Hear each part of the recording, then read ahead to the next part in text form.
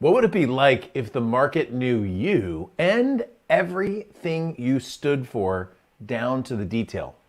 What if every single person knew what your brand meant to them?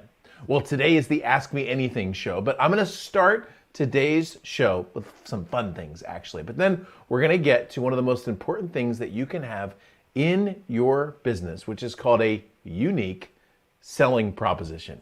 EdTalks Live is next.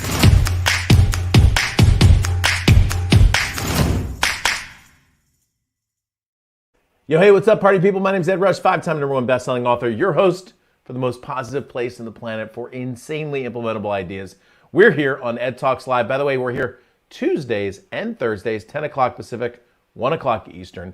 In 2 weeks, you marked it, 2 weeks, we're going to have a completely different show format and a completely different show. I'm actually launching a brand new show on Thursdays, which is going to blow your mind. But today, we are here on the Ask Me Anything show. So today's the day where you can jump in on chat and ask any question that you have for me, and I'll do my best to answer it. By the way, the best questions are around business and entrepreneurship and money making and how to grow your brand and how to share your vision with the world and how to break through barriers. So you can ask me questions about any topic that you want, but those are the most commonly asked topics. And I'll just tell you, we also have a new format for the question asking. The link below is edrush.com/join me. That's where you can join me live right here on the show and get your questions answered if you want to ask the question live. Sometimes you want to jump on, share a website, or sometimes you just want to ask your question live.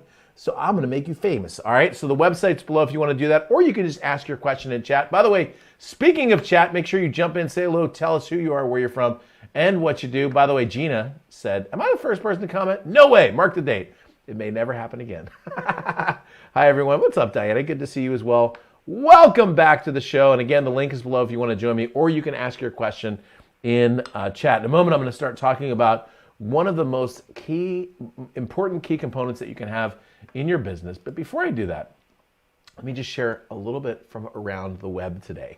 Right now, some of you know, and some of you are inside of our Book Mentor program.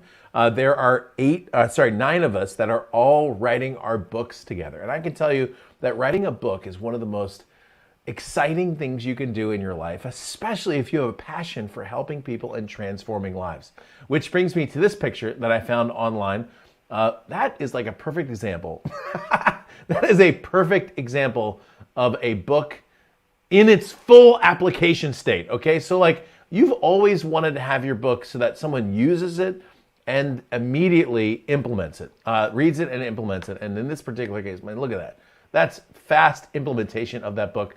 Some of you have heard this story before, but you know, all authors dream that they get on an airplane, and as you're walking down the aisle of the airplane, you can see someone sitting there reading your book. Well, that actually happened to me. I was on an airplane flight. I was going from Dallas to San Diego, which is about a 2.5-hour flight, and I got on the plane and I sat down, well, they weren't reading my book. You see, I gave the person my book, and then they were reading on the airplane. But as the story goes, the guy, I was sitting in seat 2DEF. I was in first class, second row, on the right-hand side, and the guy who was sitting in 1C, which is the aisle just in front of me, gets on. And that particular day, American Airlines, the Wi-Fi wasn't working. And so this guy got on, and these were his exact words. By the way, Wi-Fi not working is not a big deal for me because I don't use the Wi-Fi on the airplane. I usually read and think and journal. But this guy got on the airplane, and he said, quote, this is exactly his words, not mine. He said, what the hell am I going to do for 2.5 hours without Wi-Fi? And I very quickly dove into my bag. I pulled out a copy of 21 Day Miracle. I literally handed it over the seat, and he looked at me, he looked at the book, he looked at me, he looked at the book, and he goes, this you? And then he just put the book off to the side. Well, we took off. Dude, for real, takes the book out, starts reading it. He's sitting in 1C. He starts reading my book. He gets through 100 pages of my book. He's on page 105, 107. And you may be asking yourself, Ed, how do you know how many pages he read of the book? Well, it's very simple. See, I was sitting over in seat 1F with my phone going like this. Hey, social proof, okay? He got to page 129. He fell asleep for the rest of the flight. Okay, so I don't know what that says about the book, but he read a lot of the book. Okay, so like I said, if you just joined us, writing a book, seeing someone implement your book is one of the most powerful things that you could do. John Haley, what's up, my man? Oh gosh, I love this question. Thank you, John. I'm going to answer that here in just a second. All right, so the second thing I found today, I've got 3 things to share from you from the web today, is this guy, Dusseldorf, the Dusseldorf versus Schalke soccer game. Look at this guy. For real. Look at this. He's got 1, 2, 3, 4, 5, 6, 7. Dude's got 7 beers. He's carrying 7 beers. Now, where I grew up, where John Haley grew up in Philly, they only let you buy 2 beers at Veteran Stadium or, whatever, Franklin Field or whatever it's called now. Dude's got 7 beers and check it out, the bratwurst hanging out of his mouth. Now listen, I know that times have been tough, okay? And I know that, lockdown, depending on your state, has affected you. And I know that, we're all hoping to come out of this. But dude, look at this guy. I mean, you want to talk about somebody who COVID-19 has not affected in any way, shape, or form. That's this guy right there, okay? And the last thing I have to share with you from the internet, from my browsing the internet today, is this is a video of a zoo. The tweet, by the way, says, Lord, give me the commitment of the guy they forced into a polar bear costume going full method during an escape drill at the zoo. Now, here's the deal with this. This is the polar bear enclosure. But this particular day, they were doing what would happen if the polar bear escaped. Now, they don't let the polar bear escape. They just have somebody else play the part of the polar bear. And check it out. Here's the polar bear part guy.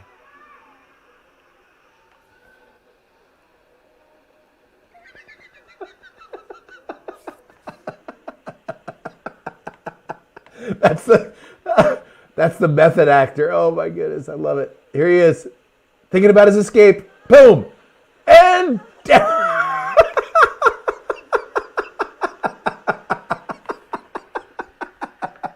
Hold on.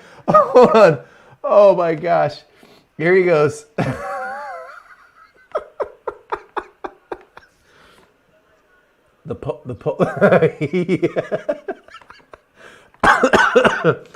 They're the scared zoo goers. Oh my gosh.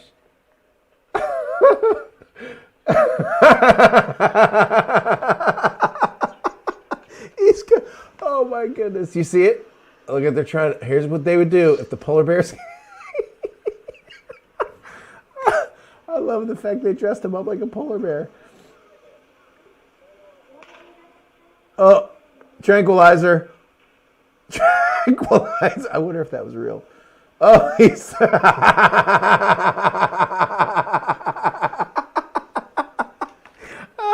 I've only watched the first part of this, by the way.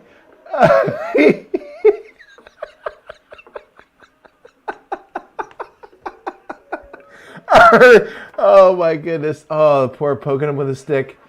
Okay, roll the polar bear. All right, hold on. I got to get to the part. This is my favorite part. I'm going to rewind to this part right here. Check it out. Polar bear doesn't know which way to go. Looks for an escape route. Boom! Boom! Oh, one more time. Oh, gosh. Boom! Polar bear goes, oh, so this is legit, okay? So if you ever happen to work at that zoo, it didn't look like it was here in the States. Wherever that zoo is, if you ever happen to work at that zoo, volunteer for the polar bear escape job. Oh my goodness. I had only watched like the first 30. I was only going to play the first 30 seconds of that video, but I realized that it kept going on. By the way, for those of you who just joined us, my name's Ed Rush. This is the Ask Me Anything show, where you can ask me anything. Oh man, if you just joined us, boy, you better go back and watch the beginning of the show, because we showed the polar bear escaping. All right, the website is below, edrush.com/join me if you want to come in and ask your questions. I think I got one question in chat right now, and you're welcome. Yes, I know. Isn't that funny the way that works? My daughter the other day, my 2-year-old, she just started laughing. And I just started laughing. And then she laughed even more because I was laughing. And then I laughed even more because she was laughing.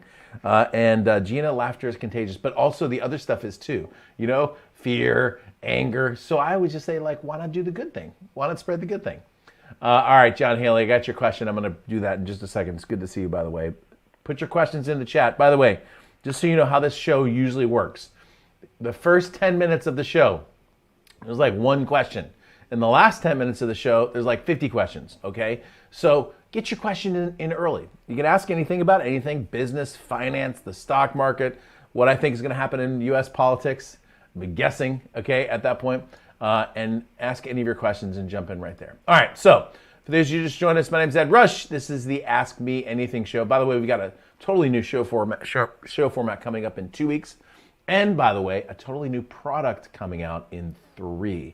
I'll be talking about that in just about a week. But for those of you who've been interested in finding out how to use Zoom to grow your brand and your list and make more money, I've got some things that I figured out on Zoom that are going to blow your mind. Okay, so here's what I want to do. I want to show on the screen a simple marketing line that you're probably familiar with. In fact, you've probably heard it before. It's the Domino's Pizza Promise. The Domino's Pizza unique selling proposition is you get fresh, hot pizza delivered to your door in 30 minutes or less, or it's free. Did you catch that? You get fresh, hot pizza delivered to your door in 30 minutes or less, or it's free. The other way that I've read that is 30 minutes or less, guaranteed. Now, I want you to think about Domino's Pizza for a moment and the time in which they entered the marketplace. So we're talking about roughly the 80s when Domino's comes onto the scene. If you're familiar, like I was, of ordering pizza in the 80s and 90s, you will remember that the way that you used to order pizza is you would take this big book called the Yellow Pages, and you would flip through this Yellow Page book until you got to the P section. Then you would go through and you would find a pizza place that was near you. Now, if you were like my family, there were a few pizza places that you knew were fairly close to you. Then you would pick up the phone, the rotary dial phone or the touchtone phone, and you would dial the number of that pizza place. And then they would pick up the phone, immediately they would put you on hold. About 5 minutes later, the huffing and puffing pizza guy would come back and he would say, "Sal, it's a pizza, pick up a delivery." And then you would say, "Sal, I want a delivery of my pizza. I would like a large pepperoni pizza." And then you would give Sal your address. He said, "Okay, I got it." Boom, phone's down. And then about 16 hours later, some sweaty pizza guy would come and give you your pizza, okay? And if you're familiar with what that's like, you remember waiting forever for the pizza to show up, okay? The pizza delivery system was a mess. And so what Domino's did was they found two things. They found a unique selling proposition and a unique place to do it. Domino's Pizza put their initial pizza chains next to college campuses, okay? Now, I want you to think about this for a second. And by the way, this initial concept of a USP is a concept that I initially learned. It pre-exists Dan Kennedy, by the way, but I initially learned this from Dan Kennedy in his book, The Ultimate Marketing Plan, okay? So Domino's Pizza says you get fresh, hot pizza delivered to your door in 30 minutes or less, or it's free. Now, I want you to think about this for a moment. What's missing from that? I mean, when most people think about putting together a restaurant chain or delivering food, they think about quality service. They think about the quality of the food. But really, when you look at this USP, there's actually nothing about how good the food tastes. Nothing. In fact, I was later to learn that Domino's Pizza didn't taste all that good at all, okay? That wasn't part of their promise. Their promise was it's going to be fresh, it's going to be hot, and it's going to be delivered to your door in 30 days or less. Domino's Pizza built $1 billion brand based on the promise of speed to market. I got to thinking about this because my guest just 2 days ago here on EdTalks was John Lee Dumas. And John was a somewhat unsuccessful real estate person who was, prior to that, a very unsuccessful corporate America person who prior to that was a very unsuccessful student.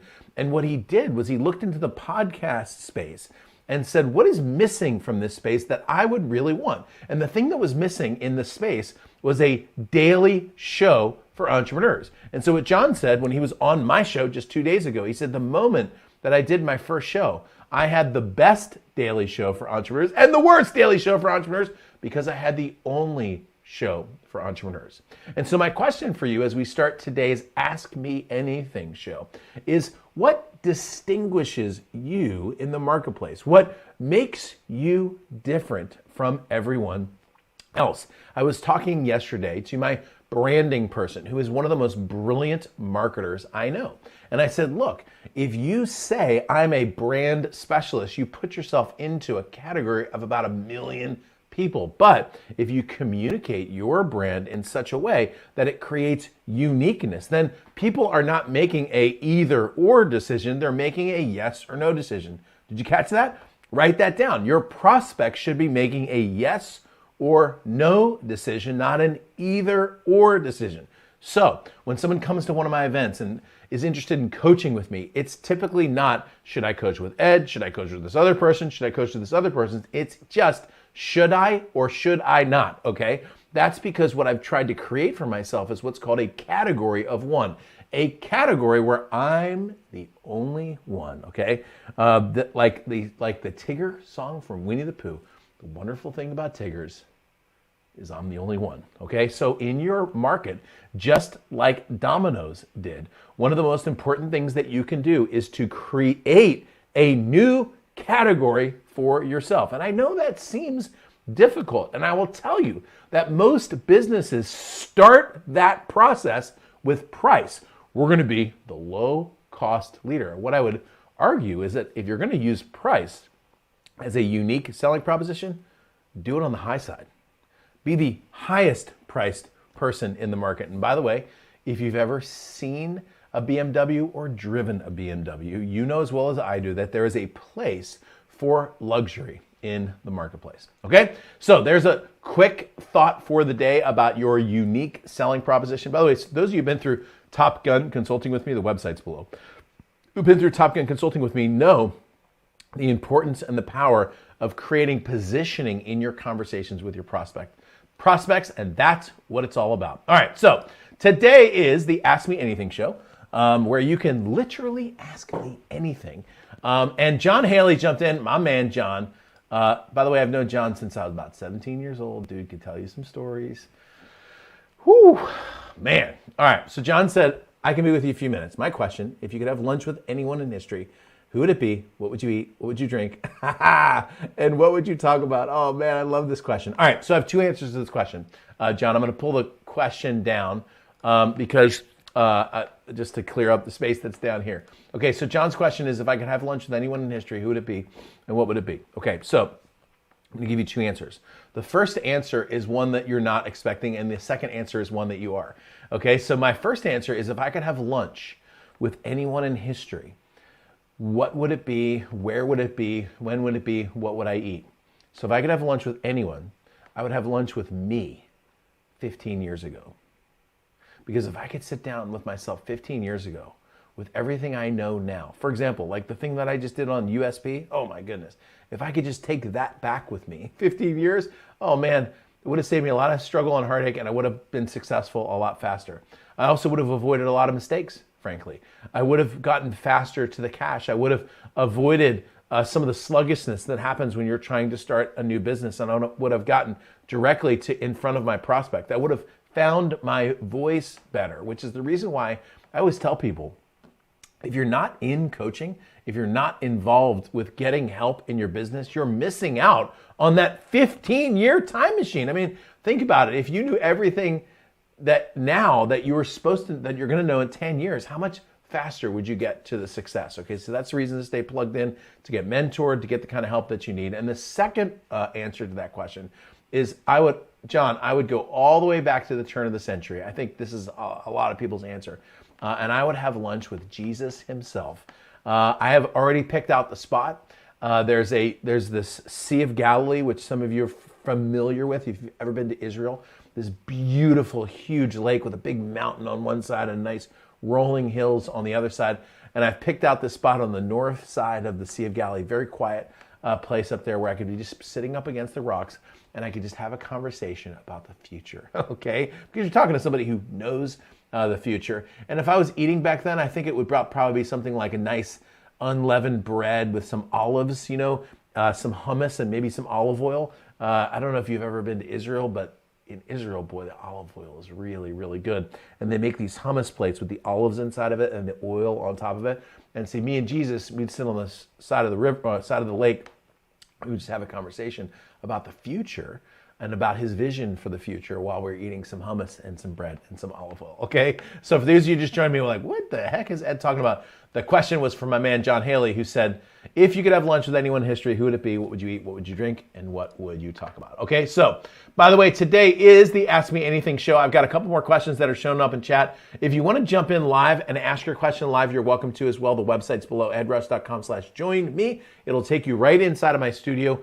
And I will bring you on, so it gives you time to set your camera up and microphone. But if you want to ask your question live, you're welcome to do that. The way this show works is I get one question in the first 15 minutes, which is just what I got, and then the questions started rolling in, okay? So I got 2 questions left, and I'll do these, and then if we have any other questions, I'll do those as well. So one of my favorite people in the entire world is right here, Diana Lovejoy. If you know Diana, Diana is my go-to organic gardening specialist. She's been teaching and helping people how to create beautiful organic gardens that produce food that's good for your heart and good for your soul and good for your body.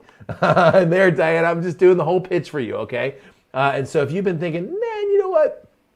I want to create an organic garden one day. Well, then you talk to her, because I've got one of those out in front of my house. By the way, it's not. I built the planter boxes. My wife did the gardening work.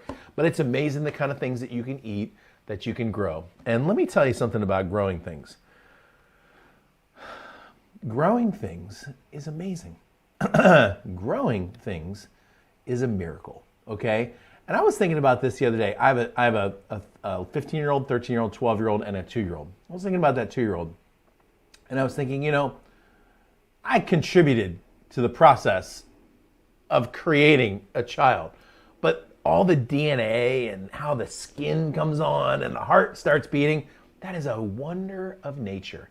And it's similar to when you put a seed in the ground and you watch it grow into tomatoes. I mean, have you ever seen that in a garden where you put something in the ground and then it grows into a tomato? It's amazing. This little tiny, tiny seed. And you put it in the ground and it literally takes water and whatever's in the ground and makes tomatoes. If you think about that, like if you just sit in your garden and you look at that, you'll be like, oh my gosh, that is amazing. That is amazing.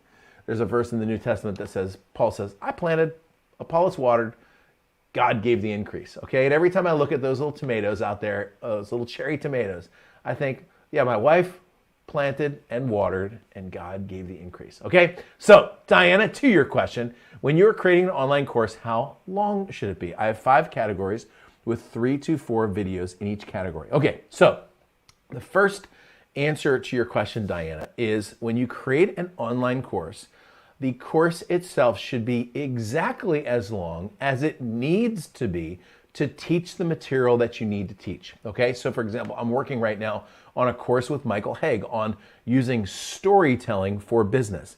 This is a deep and comprehensive course. There are over 5 modules, I think it's 7 total, that each have about 4 to 5 teaching lessons inside of them that are anywhere from 20 to 40 minutes long. It is a deep course. My Top Gun consulting course, the one that I talked about right here, I think, if I pull your comment back down. My Top Gun consulting course, which you're familiar with, was taught over the period of 2 weeks, about 2 hours a day, and we went deep, okay? And so the first thing, Diana, is I create all of my courses to cover the material so that somebody has the beginning, the middle, and the end. They've got the beginner, the intermediate, and the advanced all wrapped up into one course. Now, this is really important. It shouldn't be any more than it ought to be and not less. You shouldn't leave people hanging, but at the same time, don't give people too much, okay? This is an interesting part of the psychology. So let's say about 4 hours of content is just enough to really get someone going and get someone implemented. But you have all this other stuff that you can teach about soil. You have different climates that you want to teach. There's all these other topics that you want to teach. So let's say instead of creating 4 hours of content, you create 20 hours of content. Well, what happens psychologically is somebody will get into the course. Now remember, they only need 4 hours to really get the meat of your course and to get going. Someone will get into your course and they'll start with the first hour. They'll get to the second hour. They'll see, man, I still have 18 hours left. they'll leave the course and they'll actually feel like they failed, not because they failed, but because you gave them too much stuff. So I'm gonna give you a little secret, okay? Here's what I do. I put the core bit of my course, what they really need to be successful, in the modules of the course, and everything else is a bonus, okay? So for example, I've got a course that's coming out. I already told you about this, Diana. I have a course that's coming out on how to use Zoom to produce great content, to promote your courses, and then how to create a course information product using Zoom, all inside of Zoom. Okay, I'm going to give everybody all my emails. I'm going to give them all my promotional tools and websites and everything. And inside that course, for example, people ask me the question, what about using Zoom as a speaker? Could you use Zoom and get paid as a speaker? Well, yeah, you can. That's not part of the main course. The main course is 3 things: how to produce a high quality show, number 2, how to promote your products, and number 3, how to profit, okay? So it's produce, promote, profit. That's the core of my course. But a bonus to the course is how to use Zoom as a speaker. I get questions from people that say, hey, Ed, can I use Zoom in one-on-one selling, right? I work with financial advisors that use Zoom now for one-on-one selling. Well, that's not part of the core of the course, but it is going to be a bonus. And the reason why I make it a bonus is because maybe somebody doesn't want to do one-on-one selling, but I don't want to put it in the main course because I don't want them to feel like they have to do that to be successful. But I put it in as a bonus because I know that people are interested in it and it answers their questions. So I would take your 5 categories with 3 to 4 videos in each category. I would make them no longer than TED Talk length, okay? I'm talking like 5 to 20 minutes. It's been my experience that people prefer smaller chunks of content inside educational courses that they could consume more of if they want to. So let me give you an example. Inside of Top Gun Consulting, I have a segment on how to offer your services and get paid, and how to counter price objections, and how to get someone to the sale. Well, I broke that down into 4 separate segments. I used to teach that as one long, almost 2-hour segment. But people get into a 2-hour segment and they're like, oh my gosh, this is so long. So I actually put it together in like a 20-minute segment, 35-minute segment, 20-minute segment. I broke it down so that people can consume it and have the sense that they're covering ground. Okay? Yeah, Rob says, your course should only be as long as it needs to get sustainable results, no longer. And again, all that extra stuff, thank you, Rob. Great answer. Rob answered that question in 1 sentence. It took me, Rob, like 8 minutes to say what you said in 1 sentence. So, Diana, there's a movie called Amadeus. You've probably seen it, with F. Murray Abraham, who plays Salieri. And then there's this Amadeus character who's this bombastic Wolfgang Amadeus Mozart. And Mozart is playing before the King of Prussia. And he's playing this beautiful concerto. And he gets done and he stands up and he looks at the King of Prussia and he says, well, sire, what did you think? And the King of Prussia said, well, I feel like it had too many notes. Now, the King of Prussia didn't know anything about music. He was completely unable to understand music. And Mozart said, well, sire, it had neither too many nor too few. It had just the right amount. And of course, he was Mozart, so he was right. Okay, so thank you, Rob. Good stuff. All right, so Gina says, yeah, I love the join me option for questions. I didn't know about it, or I'd have a camera ready. Next time, girl, next time. We'll do one of these again sometime soon. All right, so back to, I'm going to throw the banner up real quick. So this, by the way, for those of you just joined us, this is the Ask Me Anything show. My name's Ed Rush, and today's the opportunity for you to jump in and ask any question and get any answer. By the way, I've got one more question that I'm going to answer. And then I'm going to begin wrapping up the show. You notice that I've been going just a little bit shorter, maybe like 40, 45 minute mark. Starting in 2 weeks, the format of the show is going to change, okay? They're going to be a little bit shorter. I've got some defined segments coming, and then I've got a totally new show, which I can't wait to share with you, okay? But today is the Ask Me Anything show, and I've got one more question. And if you want to get your question in, now is the time to do it. Otherwise, you're going to miss out. Okay, so Gina says, question, what do you think of the idea of offering a lead magnet with optional opt-in to get no affiliate, only info emails instead of requiring an email to get the lead magnet? Okay, lead magnet with optional Zoom groomed. Ooh, I like that. Lead only info. I don't understand your question. Okay, what do you think about getting the idea of getting a lead magnet with optional opt-in? Okay, so I'm going to show you a website. I think I know the question that you're asking. Let me pull up this. Hang on a second.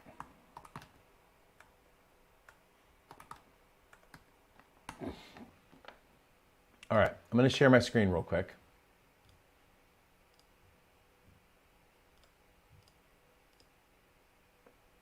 Here's your clarification.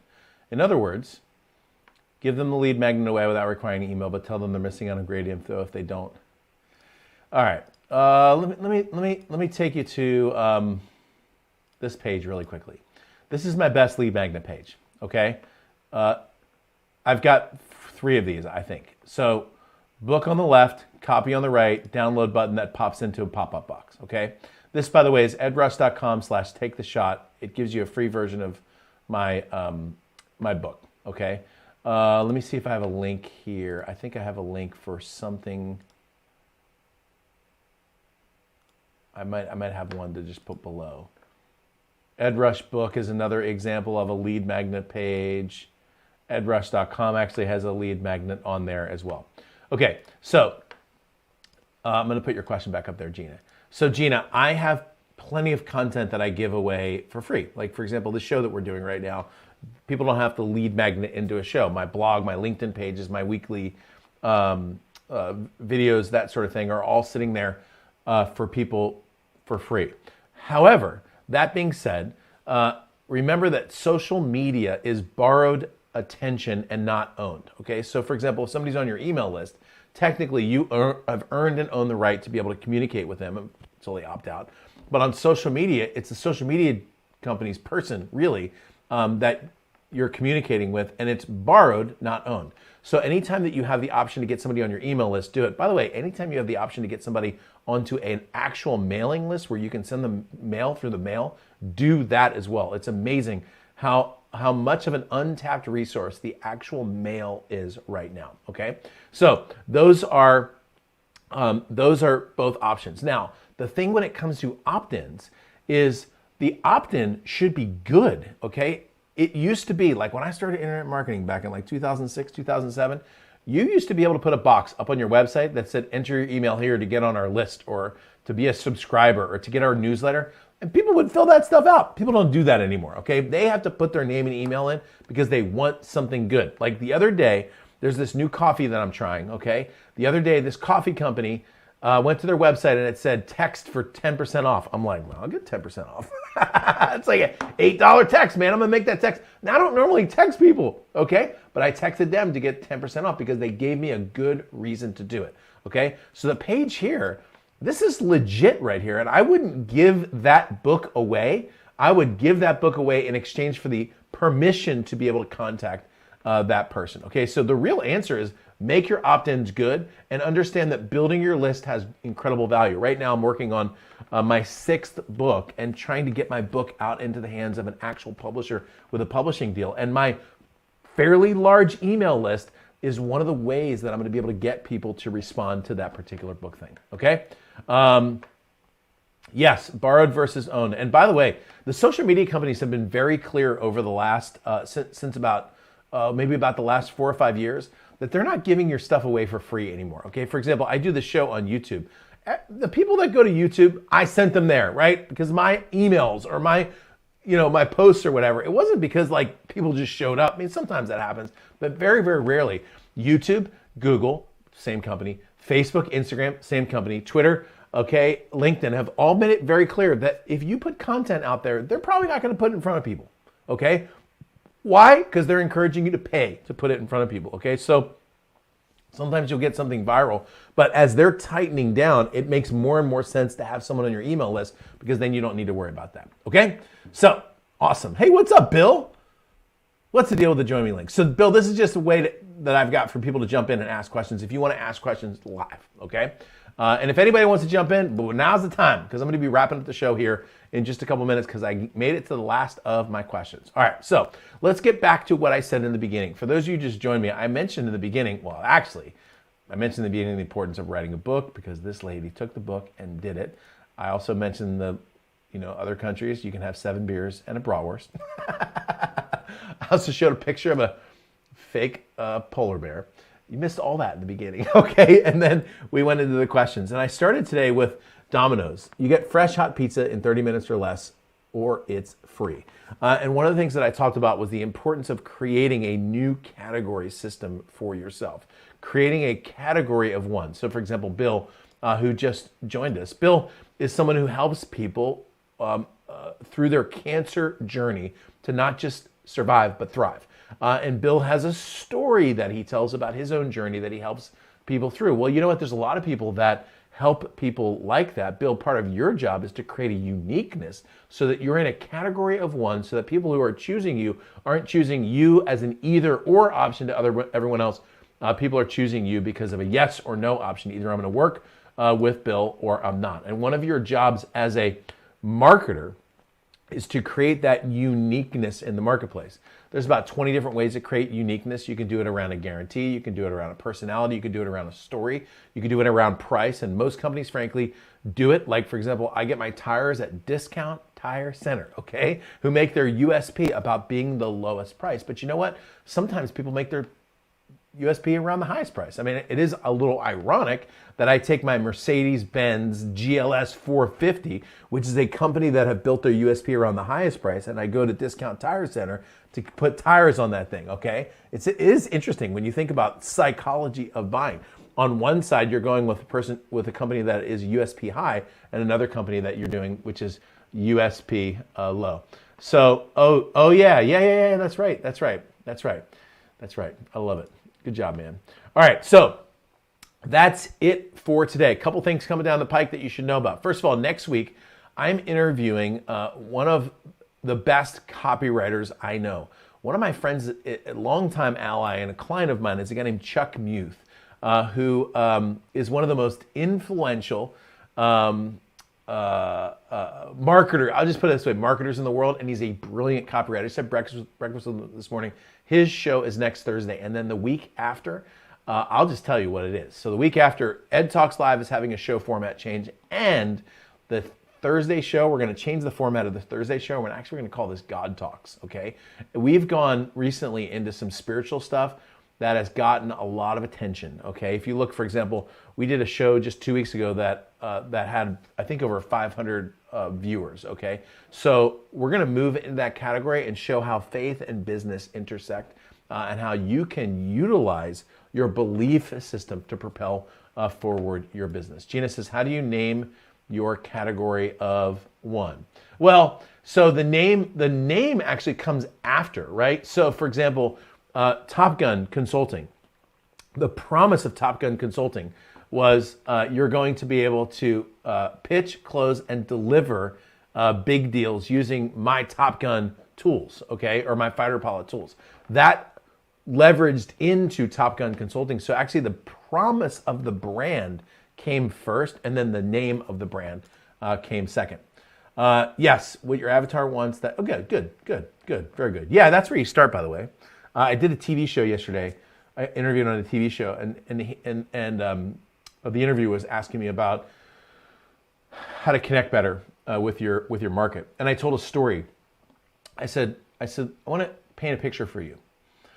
I want you to picture a 24-year-old guy who goes to CrossFit. He's just got a raise, and he goes down and he buys himself a Ford Mustang.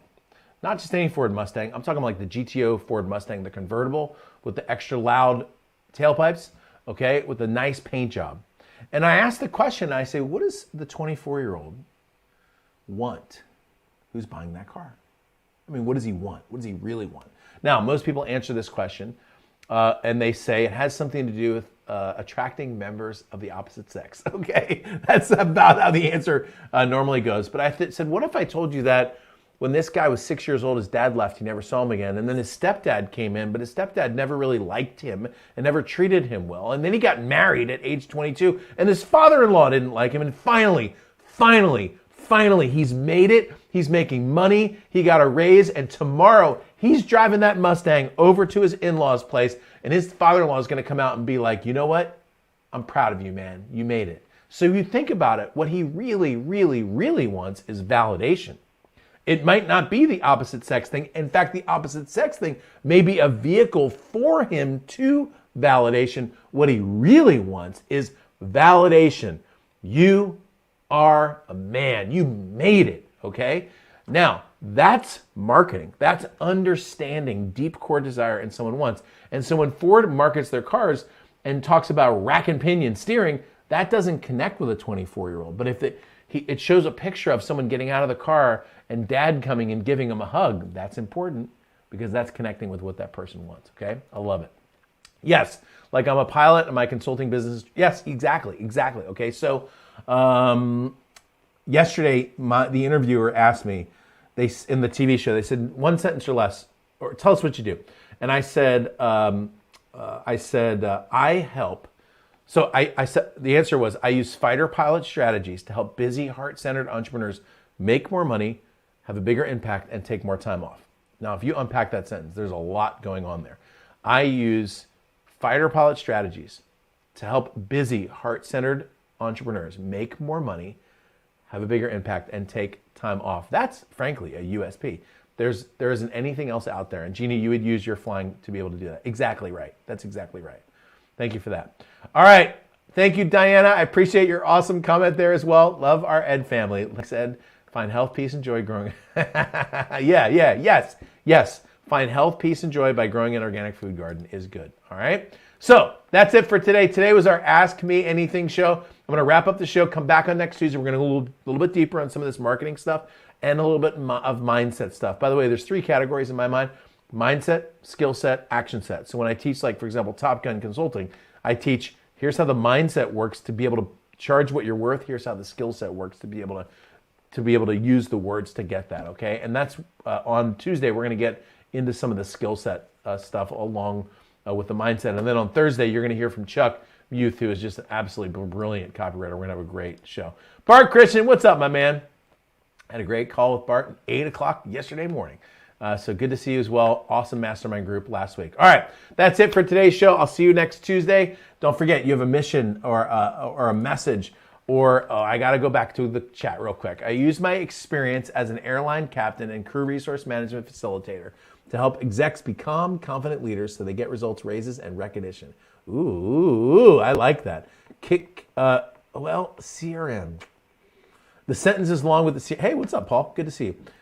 I like it. I think I would kill the CRM part, but unless you're offering it to somebody who does CRM, and then if they do, then keep it in there, okay? Because I use my experience as an airline pilot to help execs become confident leaders so they get results, raises, and recognition. Ooh, that is really good. You did good on that one.